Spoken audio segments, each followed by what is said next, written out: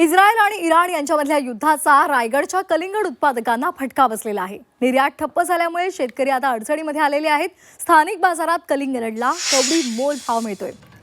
लागवडीवरचा खर्च सुद्धा आता निघणं दुरापस्त झालेला आहे।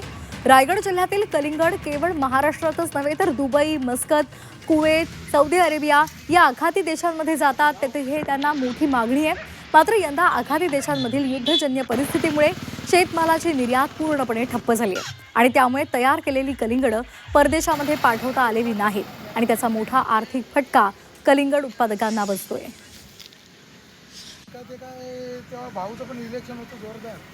दरम्यान या नुकसानग्रस्त शेतकऱ्यांची नेमकी परिस्थिती काय आहे जाणून घेतलेली आहे आमचे प्रतिनिधी प्रफुल्ल पवार यांनी। पाहूयात। आखाती युद्धाचा भारतातील शेती उद्योगाला मोठा फटका बसलेला आहे। परदेशात शेतीमाल जाणं बंद झालं आणि रायगड जिल्ह्यातील कलिंगड उत्पादक शेतकरी यामुळे मोठ्या प्रमाणात संकटात आले आहेत। आपल्यासोबत बोलण्यासाठी शेतकरी आहेत। मला सांगा, आखाती युद्धाचा नेमका कसा परिणाम झाला? आपला परदेशात जाणारा जो माल होता त्याच्यावर नेमका काय परिणाम झाला?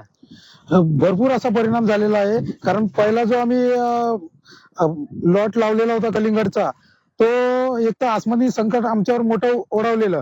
बोंडे शेंड्यासारखा प्रादुर्भाव मोठ्या प्रमाणात आला। त्याच्यातून आम्ही त्याला वाचवून पहिला जो आमचा लॉट होता तो आम्ही विकला जानेवारीच्या एंडिंगला, फेब्रुवारीच्या पहिल्या हप्त्यात।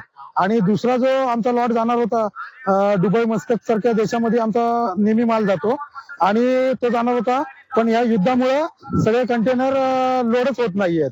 त्यामुळे व्यापारी आमच्या शेतमालात येत नाहीयेत आणि हा सगळा आता पडून इथं माल आमचा बसलेला आहे आणि लोकल मार्केटला 5 आणि 7 रुपयाच्या खाली कोण विचारत नाहीये। त्यामुळे शेतातली काढणी पण परवडत नाहीये आणि देणं घेणं हे परवडत नाही। आता शेतकरी तरी किती हातबळ होतील? खरं आहे, आपण बघतोय शेती उद्योगाला आखाती ज्या युद्धाचा फटका जो आहे तो मोठ्या प्रमाणात बसलेला आहे आणि रायगड जिल्ह्यातील कलिंगड उत्पादक शेतकरी आता हतबल झाल्याचं पाहायला मिळत आहे।